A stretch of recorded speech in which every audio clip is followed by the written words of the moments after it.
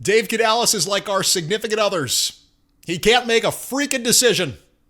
He's been looking at the menu for 20 minutes trying to decide between whether or not he wants to start with the red rifle or take the stable option. Order the chicken. Order the known commodity. Order what you know. It's always going to get the job done. The rigatoni with marinara. It always gets the job done. Bryce Young. You know what you're going to get. It's no risk. You're not putting it all on red rifle. You're not risking a complete blowout and abysmal game for, a 20% chance of striking home and getting a 5-touchdown historic Andy Dalton performance, which could happen. It's putting it all on red rifle. It's the best way to look at it. But Bryce Young is now at practice. Wednesday, these pictures circulating, and I go, he looks like he's Harry Potter trying to face Voldemort. Or The Punisher, if you've ever seen that show. That was the first one that came to mind. I'm like, he's holding the helmet, and he looks like he's ready for battle. Like, the last thing he wants is to not be on the field on Sunday, and I love it. I absolutely love it. Because you don't get this often with Bryce Young. You don't. You don't get it in the post-game press conferences. You never get it when he's facing the media. Sure, he'll get mic'd up, but you still don't really get it. Even on the field, he's kind of like goofy boyfriend material. Like, it's like, he's not Brady, red in the face, screaming at players. He's not Manning. He's not Aaron Rodgers. Remember Aaron Rodgers a couple weeks ago? He gets tackled by his own guy, and he just turns around and, like, flips him off. Broderick Jones tackles Aaron Rodgers like a complete idiot. I mean, that guy was completely dumb for doing that, but, like, Aaron Rodgers just had no grace. He had no forgiveness. He could have used one of the Bible verses Bryce Young uses in his press conferences. Like, it's like, Bryce Young is not that guy. He's not the fiery guy. I'm not saying he's not competitive. You just don't see it. You don't see it. I think he internalizes a lot. He's more introverted, for sure. Doesn't like the spotlight. Well, this injury, you're seeing a different side of the quarterback. Holding his helmet, walking to the practice field. He's sort of like doing that thing where, you can kind of see the pain in his face. He's like, pursing his lips. There's like a little bit of anger, a little bit of emotion. There's like, there's something in there. Like, he's ready. Gosh forbid he gets replaced by the red rifle this week. An ankle sprain? Huh. Please. That's what Bryce Young's saying. I don't care. I'm going out there. This is my team. This is the jackwagon that replaced me in week 3 last year. I'm not letting him back in the game. Red rifle. He can kick rocks. I'm done with him. I don't want him out there. And you can see it. He wants to play. He wants to go out there. And I'm going to go into what the coach had to say about Bryce Young. But I love the energy he's giving. I don't know if it's like a pressure thing. I don't think he feels pressure. The coach wants him out there. I think he just genuinely has passion for this. It's like, again, this is the guy that replaced him last season. It's like his Voldemort. He might as well have been tripped by Andy Dalton on the field on Sunday. He might as well have been tripped by Andy Dalton. He doesn't want him out there. Are you kidding me? There's that fiery energy from Bryce Young at Panthers practice on Wednesday. We'll see what the final decision from the coach is, but here's the coach on Bryce Young's status. They're all, just pulling for Bryce, and Bryce as well. He's pushing and he's trying and he's determined to try to, make himself available for Sunday, but we have to take it day to day and we got to make a decision, when it comes. I first want to talk about this because Mike K tweeted it out. Does he actually have a sprain?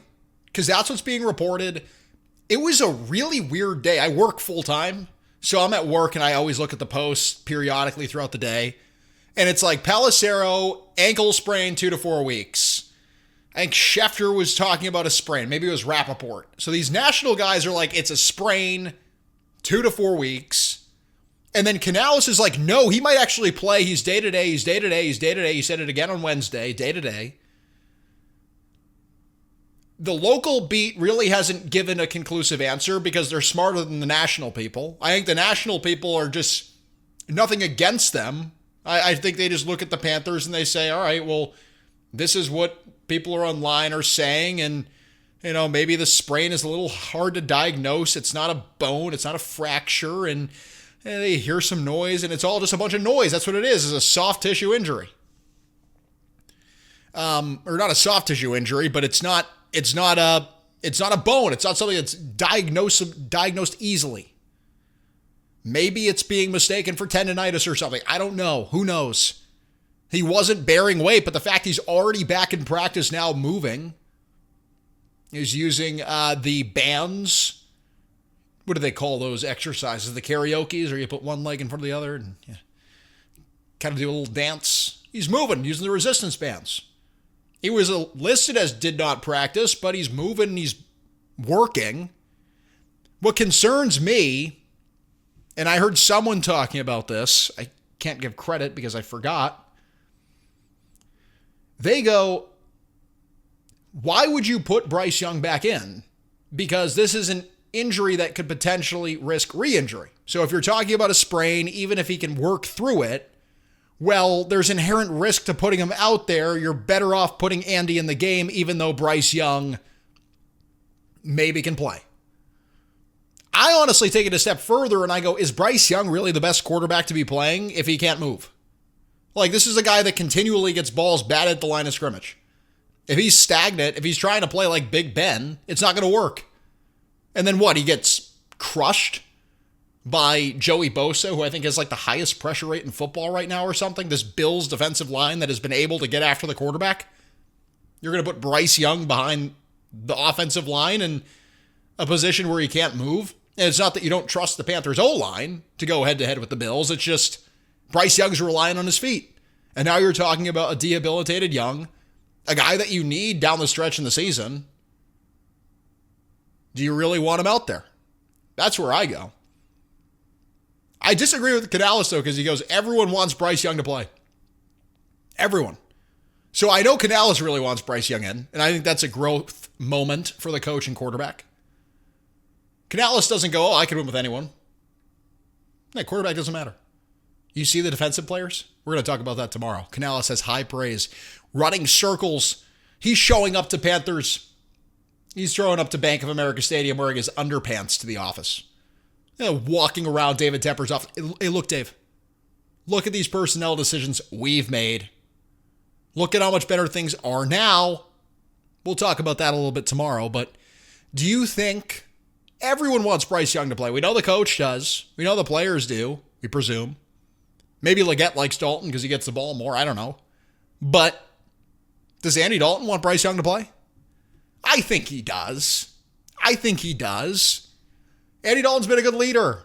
He's been a mentor to Young. He's been a net positive for Bryce Young, even though he took his job last year. And I'd imagine Bryce Young is trying to rush so hard back to the field because there's a little bit of pride there. We all get it. We've all been there. Imagine this, right? Like, imagine you're Bryce Young. Of course you don't want Andy Dalton to go in. Of course. If it was Mike White, he'd be up on the sideline with his freaking ankle elevated doing the whole Rice thing. He doesn't want to get replaced by freaking Andy Dalton again. No matter what the circumstances are. He'd go out there and play with a torn ACL. I'm telling you. But do you think Dalton wants Bryce Young to play? I think Dalton is a lot like taking your dad on spring break. And I think he's out there, he's on Miami Beach, he's walking around, he sees a bunch of sorority girls and all that. And you kind of have to remind him and like hit him on the shoulder, like, hey, Dad, they're 22 years old. You can't keep asking them for their phone numbers. He's like, but they can go to war. They can vote. Of course I can ask them for their phone number. What are you talking about? And he just wants to go out there and sling it. He wants to go out there and have fun. He's on Miami Beach at spring break. The quarterback's out for a couple of weeks. Let me go in and have fun. That's what Andy Dalton wants. And the coach echoed that, but it's been the sentiment that Andy Dalton's been communicating. I want to go out there and, in his words, have fun.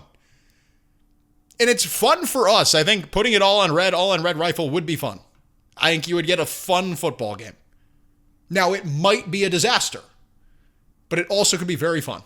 It could be 5 touchdowns. It's going to be a lot of slinging it. It was the first time Dave Canales has used the word explosive in a press conference. He goes, we're going to use the explosives. The game plan's the same, but I anticipate more explosives. And I'm paraphrasing, but he did use that word. And to me, yes, he's saying the game plan's the same. Yes, Andy Dalton runs with the first team offense and all that. We get it. But the explosives, you're willing to take a shot play down the field. You realize that that's what Andy Dalton does. That's what he's done his whole career. Just throw up the ball to A.J. Green. Just now, 10 years later, it's going to be Tetro McMillan. Well, here is Dave Canales on how the team will be successful if Andy Dalton is in the game. I think it's a collective thing. It's about our processes, how we handle the work week. And those rhythms are very familiar to our players now, going into our second year. That part allows us to lay the foundation for fundamental improvement and execution. It's the communication. It's all the carryover on the offensive line as well. Guys that know each other and can go in there and function with a different combination of guys there. And we also have a number of young players who are catching up to what we're doing and finding rhythm and timing. But again, it's just, if Andy does have to have full confidence, being able to just call the game the same way I would normally call it and have the balance and be attacking and aggressive in our spots. So he gives us an opportunity to keep pushing our football forward, which I love. I'm going to be very honest with you because I'm going to cover this a certain way. And I don't know if it's going to push buttons. I don't think it will, but I just want to say this. Canales has said it a million different times that he wants Bryce Young in. But I do think his answer there is very interesting where he goes, it's a collective thing. It's a system. We're confident we can just plug Andy in and it'll work. We're confident in our system. We're confident in what we've built. The run the ball, the stop the run, the culture, which we're going to talk about in a minute here. It all is conducive to success. It's a successful system. Sally sold seashells by the seashore to create a successful system. And that is important to me. I ask myself, how many wins does Andy Dalton have right now with the Carolina Panthers? He starts week 1. How many wins do you have? How many wins? Do that exercise, believe me. Do that exercise, pause the video and come back. Write it down, journal a little bit. Do the exercise and come back. I'm serious because it's like, I think about it and I don't think the result's all that different, to be honest, because Bryce Young cost you 2 games early in the season. Those games he cost you with the turnovers.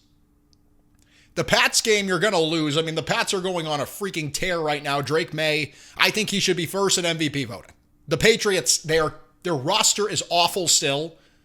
The receivers aren't great. Doesn't have a lot of weapons. Offensive line's a lot worse than what you have in Carolina. Their defense is probably on the surface more talented than the Panthers, but it's nothing special.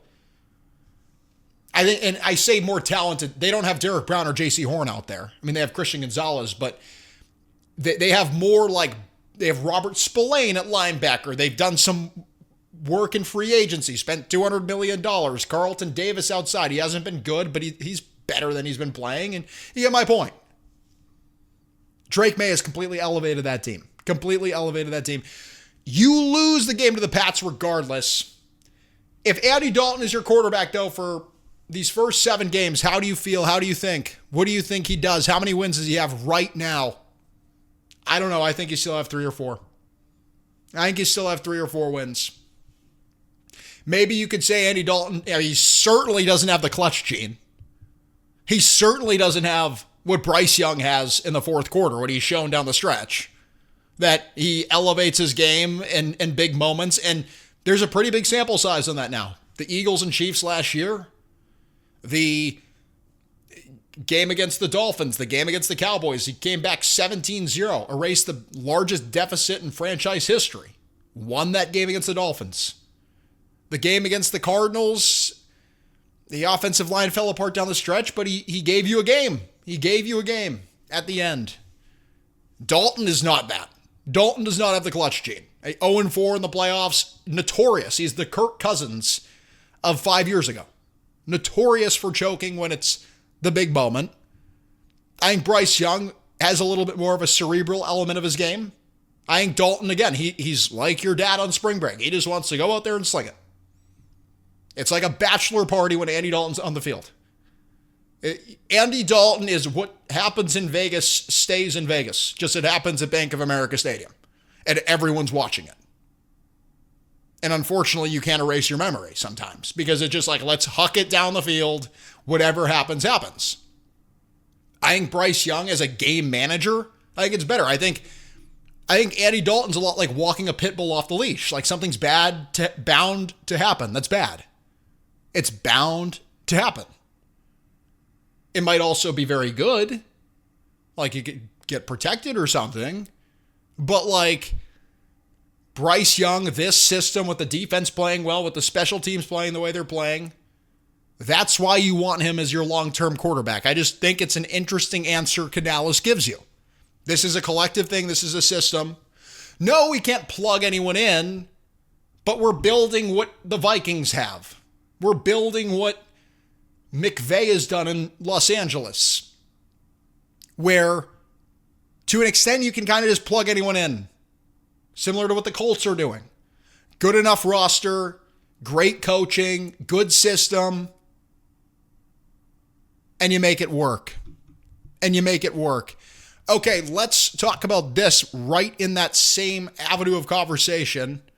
And then I want to do one more Bryce Young take, then we're done. But this is about culture, Dave Canales says. Here's Dave Canales and the Buffalo Bills. Football organization, starting with the head coach, Coach McDermott, someone I really respect. They play with a lot of discipline. They play with toughness. You can tell that they value those things in every phase, on offense, on defense, on special teams. It just shows up on tape. These are guys that want to do right, and they want to show up with energy, and they want to be physical. They want to have that be their identity. And so that part kind of matriculates throughout. So he's asked what he notices about the Bills. And we're going to talk a lot about the Bills, a lot about the defense tomorrow, a lot about how you win this game, strategy, etc. If I have the headphone on the sideline, if I was wearing the Motorola, if I was in Bryce Young's ear. Imagine if I was in Bryce Young's ear. Bryce Young, this is the tone. We're going to run right. Go between the tackles. Maybe you can throw a pass later. We'll see if you can throw downfield. Don't think so. And then I go mute. Needless to say, Canales bringing up the culture there on the Bills. And I find that answer a little bit loaded. I think this is a guy, you're coming off wins against the Dolphins, the Cowboys, and the Jets. And it's sort of like dating or anything. Like, you know, when you move on, you want what you didn't have before. You want something new. You dated someone who loved to bake. Well, now you want someone who wants to go run in the mountains. They don't bake. They just eat deer off the ground. I mean, like, that is what this is. And I think he looks at these three teams and he goes, wow, like they are falling apart. The Dolphins and Bills, or rather the Dolphins and Cowboys, flat out don't play defense. Their coaches don't care about defense. Brian Schottenheimer is a one-night stand for Jerry Jones. Mike McDaniel's on the way out. They didn't show up on defense. They didn't tackle. Those are two things he calls out specifically there. Like, yeah, those guys in the Bills who have Sean McDermott as the coach, they actually care about winning. They care about the game. They go out there and hit players. They tackle. They finish their tackles. They show up. They do that. And after 2 weeks of playing the Dolphins and Cowboys, I think that's what you look for. You go, oh, yeah, the Cowboys are pretty talented. Dolphins have a decent amount of talent, too. They don't try. They don't tackle. There's questions about whether or not they'd rather be winning or at the nightclub in Miami or with our father on Miami Beach. Call back. The Jets, similar to that. I think Aaron Glenn, to his credit, had the defense playing, but the offense, like, who is their OC? What do they do? Like, are they, is this their full-time job in New York? Or are they accountants or something? It rents high in New York. It's like freaking $4,000 for a studio. You can't be the OC of the New York Jets and make it work. You need to be on Wall Street. And that's what I think the Jets OC was doing. So I think this is what Canales is looking at. Like, you could say this is Josh Allen and he's so great and fawn over him for 20 minutes. But you face Dak Prescott. He's been pretty good. You're used to that to an extent. Josh Allen's on a different level, but you get my point. What you haven't faced over the past 3 weeks is a team that knows how to win, is a team that since 2017 is 8-0 after the bye. Buffalo Bills, 8-0 after the bye week. And I also think there's an element with Canales where it's like, this is what we are. So it's like you see in what other people, what you see in yourself. And earlier in the press conference, he's like, J.C. Horn against the New England Patriots. Yeah, he was out there with a flu. He was out there tackling dudes with a severe illness. Acute severe illness. J.C. Horn sick in the game against the Pats. Maybe that's why he didn't play his best game. Because he's out there on the verge of puking. Because that is what the Carolina Panthers are about. This is keep pounding. This is keep puking, but keep playing. Those are the same things when you're pounding. Like us, because we're the Panthers. I swear, I should just be in the locker room before the game. But I think that's two cool little takeaways there. I like how he points that out. He points out the culture. We're going to talk about more Canales' like mid-season report card. We're going to talk about that because I think he's trying to tell how good of a job he's doing to the owner. That is what Canales is trying to do. Now we're going to talk about this. We're going to end on this. Usually we end on a high note. Today we're not. Sorry, that's reality. I want to talk about this quickly because this has been a popular debate. The Tone wants to give you his opinion. And we do opinions on this program sometimes. So Young versus CJ Stroud. CJ Stroud versus Bryce Young. A tweet going around. In their last 17 starts, here are the numbers. Bryce Young, 26 touchdowns, 11 picks, 87 passer rating. CJ Stroud, 19 touchdowns, 12 picks, 83.9 passer rating. Bryce Young better on touchdowns. Bryce Young better on picks. Bryce Young better on passer rating than CJ Stroud. Wow. I didn't realize it was that over the last 17. Because I think if you ask me right now who I'd rather have, Bryce Young or CJ Stroud, well, CJ Stroud concerns me. Like, is that the guy I'm building around permanently now? I'm a little bit concerned about that. But I'm still more comfortable with Stroud than I am Young. And I think Stroud has been destroyed by a completely deteriorated Houston Texans offensive line. That's been the story of this season. They just signed freaking Trent Brown to play tackle. I didn't even realize he was still in the league. Was great at one point, but like, I didn't even realize he was still kicking it, Trent Brown. They don't have a tackle. They have the worst offensive line in football. But I guess it gives you some perspective that Bryce Young, maybe he's closer to Stroud than many people would like to admit. Stroud, who was a sensational rookie, a Pro Bowler, I think was even in the MVP race at one point. Bryce Young, well, he's close statistically over his last 17 starts. In fact, he's even better than Stroud. That's maybe why Bryce Young wants to get back on the field. Continue that trajectory. Earn that fifth-year option. Earn that contract extension. Dan Morgan, you have to do it. I can do more than manage the game. I'm better than the Texans guy. And hey, Mr. Tepper, remember when the media criticized you for taking me and not CJ Stroud? Well, the tides have turned. Look at the past 17 games, Mr. Tepper. I have 26 touchdowns. CJ has 19. Tell that to Frank Reich. That's an unnecessary shot at Frank Reich. All right.